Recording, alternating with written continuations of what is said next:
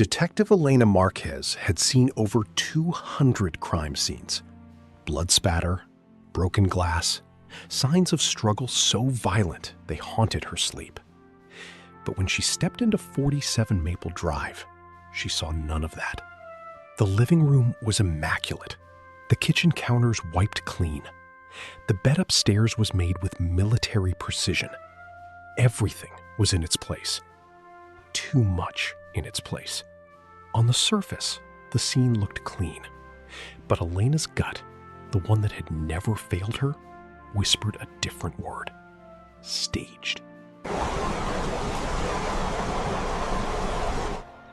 The victim was Sarah Chen, 34, financial analyst, marathon runner, no known enemies.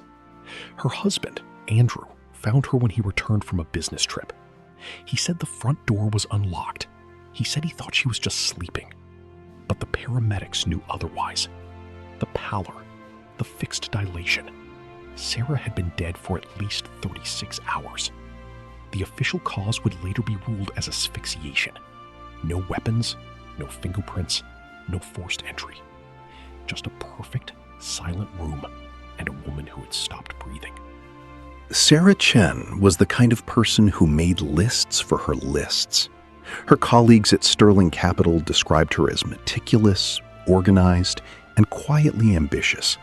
She ran 5 miles every morning before work. She paid every bill on time. She had no secrets, or so everyone believed.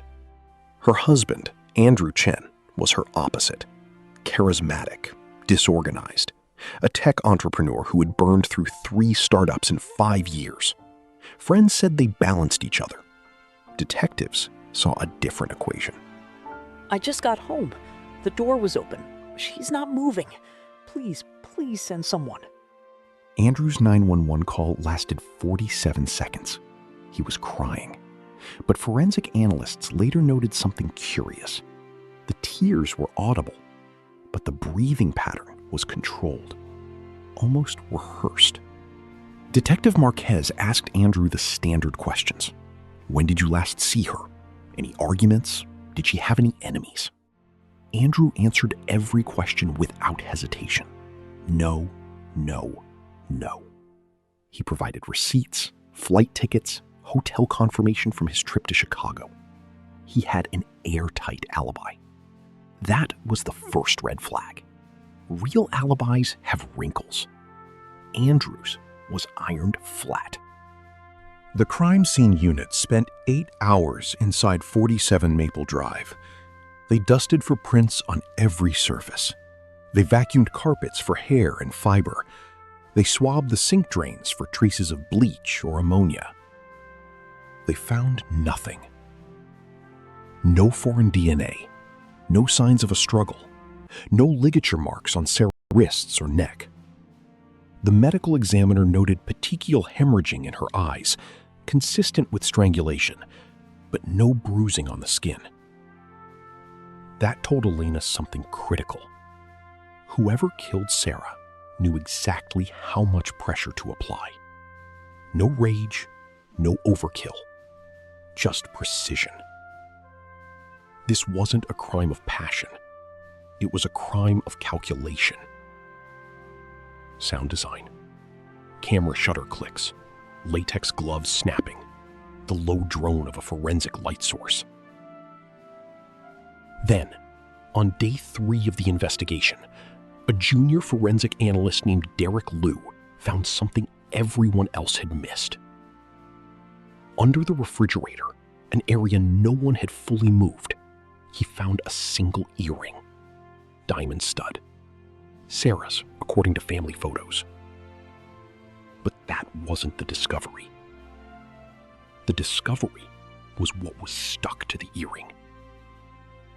A microscopic trace of a substance that didn't belong in any household cleaner. 'A compound used in industrial-grade adhesive removers.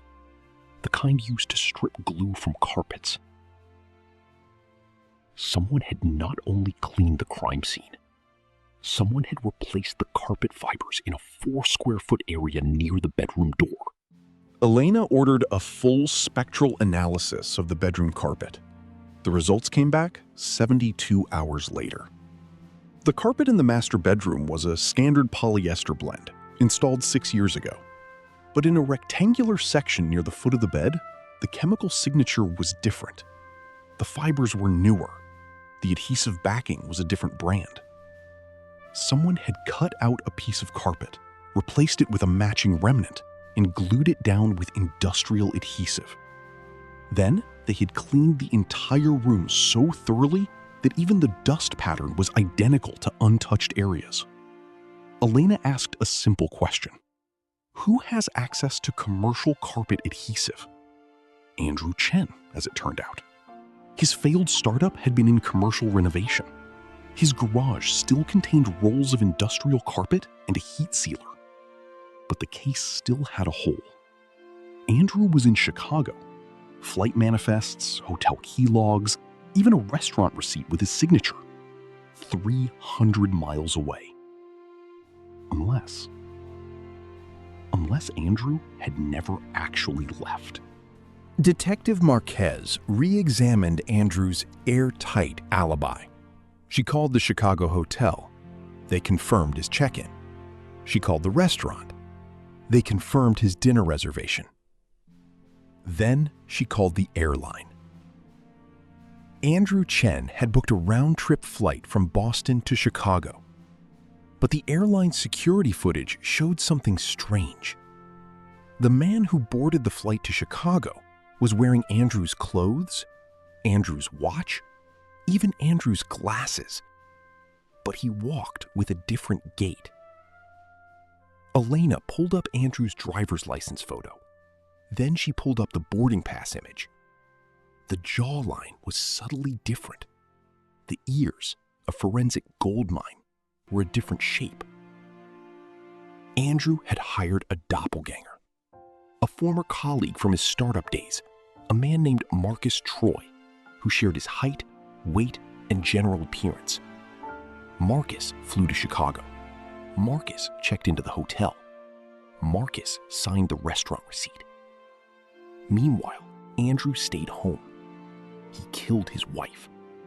He replaced the carpet section where her body had bled out internally.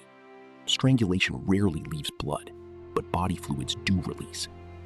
He cleaned for 14 hours straight. Then he drove to the airport, switched clothes in a rental car, and met Marcus returning from Chicago.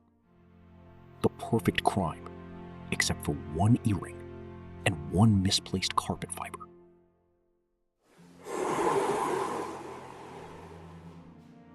When Elena presented Andrew with the evidence, he didn't flinch. He asked for a lawyer. Then, after 20 minutes of silence, he spoke. You have no body fluids, no fingerprints, no murder weapon. You have a carpet seam. Good luck, detective. But Elena had one more piece, a warrant for Marcus Troy's phone records. Marcus had texted Andrew 9 minutes after Sarah's estimated time of death. The message read, "Chicago is cold. How's home?" Andrew replied, "Warm now. Very warm." The prosecution didn't need blood. They needed pattern of behavior. And Andrew had left a trail of digital breadcrumbs leading straight to a conviction. On the 4th day of trial, Marcus Troy testified in exchange for immunity. He described picking up Andrew's car from long-term parking, wearing his clothes, eating his dinner reservation. The jury deliberated for less than 3 hours. Andrew Chen was found guilty of second-degree murder, sentenced to 22 years, no parole for 15. After the verdict, Detective Marquez sat in her car in the courthouse parking lot. She stared at the case file, still thin compared to most. No weapon, no blood, no witnesses. Just a clean room that was too clean. In true crime, we often look for the scream, the broken glass, the chaos of violence. But sometimes, the loudest evidence is silence. A vacuumed floor, a perfectly made bed, a replaced square of carpet in a room where a woman died alone. The crime scene looked clean, but to a detective who knew what to look for, that was the dirtiest lie of all.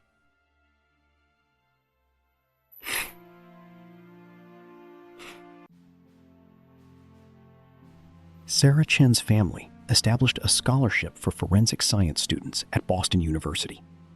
Andrew Chen remains incarcerated at MCI Norfolk. Marcus Troy now lives in Florida under a new identity.